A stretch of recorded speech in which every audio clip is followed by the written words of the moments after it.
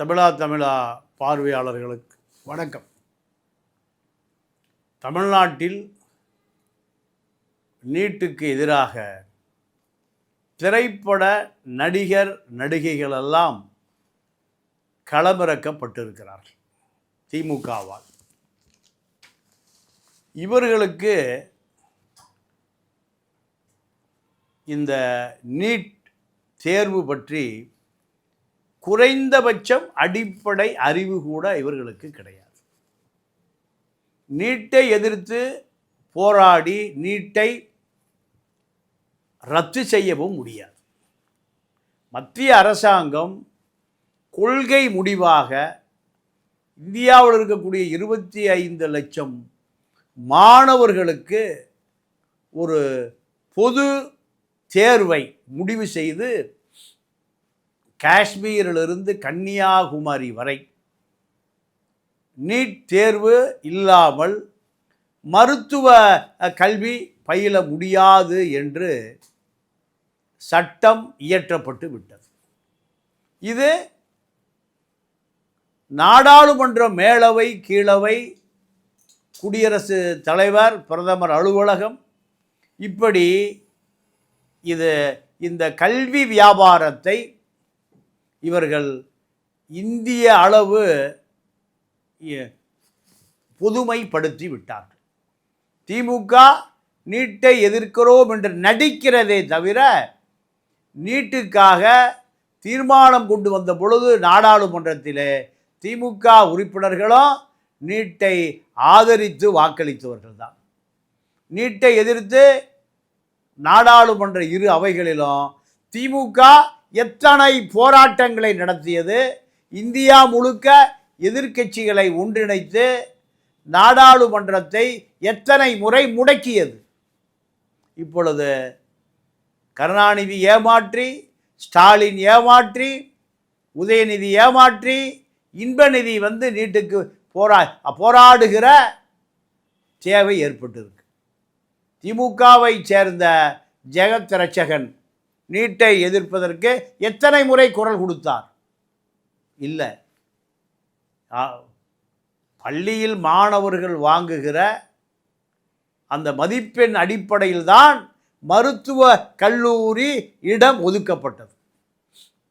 இதை மீண்டும் அதை தரப்படுத்துவதற்காக பள்ளியில் மாணவன் உயர்கல்வியில், அதாவது பள்ளி கல்வியில் அவன் வாங்குகிற மார்க்கின் அடிப்படையில் தான் மருத்துவ கல்வி அவனுக்கு கிடைத்தது.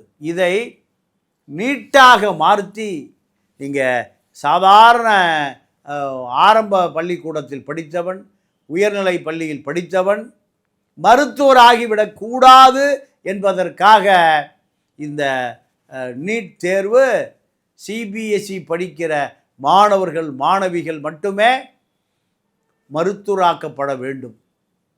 மேட்டுக்குடியை சேர்ந்தவர்கள் தான் சிபிஎஸ்இயில் படிப்பார்கள், ஆங்கில வழி கல்வியில் படிப்பார்கள், அவர்கள்தான் மருத்துவராக வேண்டும்.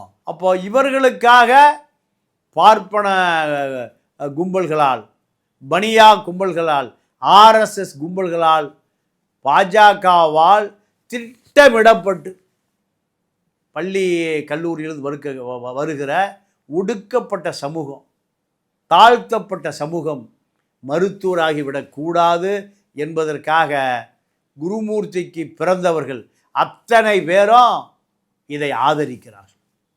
ஆர்எஸ்எஸ் உருவாக்கி விட்டு இருக்கிற ஊடகவியலாளர்கள் அத்தனை பேரும் இதை ஆதரிக்கிறான். இந்த போராட்டத்தை சமூக விரோதிகள் ஊடுருவிட்டான்னு சொல்கிறான். அவ்வளோ பேர் குருமூர்த்திக்கு பிறந்த இந்த சைமன் கும்பல் தான் இந்த போராட்டத்தை, மாணவர்கள் போராட்டத்தை எதிர்க்கிறது. இதை அடையாளம் கண்டுகொண்டு அவர்கள் சமூக வலைதளத்தில் பேசுகிறதை நீங்கள் புறக்கணித்து விட வேண்டும் என்று நான் உங்களுக்கு இறுதியாக கூறுகிறேன். காரணம், அவர்கள் விஷ நஞ்சை விதைத்து கொண்டு இருக்கிறார்கள். சாதாரண நடுத்தர மக்களுக்கு கீழ் இருக்கக்கூடியவர்களுக்கு விஷத்தை விதைத்து கொண்டு இருக்கிறார். இந்தியாவில் மட்டும்தான் இந்த சாதிய கட்டுமானம். உலகத்தில் எந்த நாடுகளிலும் சாதிய கட்டுமானமே கிடையாது, இது ரிசர்வேஷனே கிடையாது, இடஒதுக்கீடே கிடையாது. இடஒதுக்கீடு என்பது நம்முடைய முன்னோர்கள் இந்த தாழ்ந்து கிடப்பவனை அவனை உயர் நிலைக்கு கொண்டு வருவதற்காக உருவாக்கப்பட்டதுதான் இடஒதுக்கீடு. இந்த இடஒதுக்கீடை அவர்கள் வாழ்நாள் முழுக்க சாதியோடு பிணைக்கப்பட்டது. இந்த சாதியை ஒழித்தால் இடஒதுக்கீடும் ஒழியும். தாழ்த்தப்பட்ட மக்களை அவர்களுக்கு பாதுகாப்பு, கல்வி, வேலைவாய்ப்பில் சம உரிமை கொடுக்க மறுத்ததனுடைய விளைவு. யார் கொடுக்க மறுத்தா? இந்த பார்ப்பன கும்பல் தான். இன்று தமிழன் பாதி பேர் குருமூர்த்திக்கு பிறந்த பயலுக இதை ஆதரிக்கிறான். அனைவருக்கும் சமமாக கல்வி கிடைத்துவிடக்கூடாது, வேலை கிடைத்துவிடக்கூடாது, உரிமை கிடைத்துவிடக்கூடாது. இந்த பாண்டேக்களும் சர்மாக்களும் குருமூர்த்தி கும்பல்களும் தான் இங்கே அத்தனை பேரும் ஒரே மனித குலம் அல்ல. இவர்களெல்லாம் சாதியால் பிரிக்கப்பட்டிருக்க வேண்டும். இவர்களெல்லாம் ஒடுக்கப்பட்ட மக்களாக உழைத்து கொண்டே இருக்க வேண்டும். இதுதான் சனாதனம், இதுதான் மனு தர்மம். இது கொளுத்தப்பட வேண்டுமா வேண்டாமா? இந்த மனு தர்மம் இருக்கிற வரை, மனு தர்மத்தின் அடிப்படையில் தான் இந்தியாவை இயங்குகிறது என்று சொல்லுகிறவர்கள் இருக்கிற வரை அது கொளுத்தப்பட வேண்டுமா வேண்டாமா? இந்த மனு தர்மத்தை திமுக, திராவிட இயக்கங்கள் அக்குவேர் ஆணிவேராக இந்த மக்களிடம் கொண்டு போய் சேர்த்திருக்க வேண்டுமா வேண்டாமா? கருணாநிதி குடும்பம் திருடி தின்பதற்காக அவர்களோடு சமரசம் செய்து கொண்டார்கள். இதுதான் இன்றைக்கும் ஒடுக்கப்பட்ட மக்கள், தாழ்த்தப்பட்ட மக்கள், கீழ்நிலை மக்கள், விளிம்பு நிலை மக்கள் போராடவே முடியல.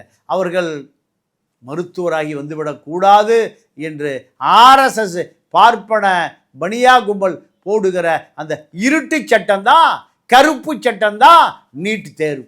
25 லட்சம் ஆண்களும் பெண்களும் எழுதிய பரீட்சையில் நடத்த முடியலைங்கிறான்.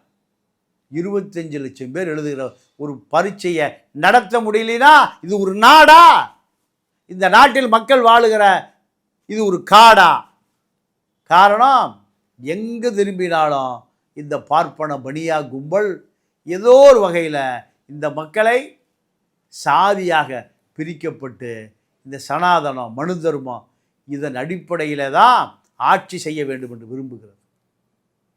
இதனுடைய விளைவு மேலும் மேலும் மக்களிடம் கல்வி அந்நியப்பட்டு போகிறது. ஆர்எஸ்எஸ் ஒரு பிரதான கொள்கை அனைவருக்கும் இலவச கல்வி. தனியார் கல்வி நிலையங்களையே ஒழித்து விட முடியாதா? முடியும், ஆனால் செய்ய மாட்டான். ஏன்?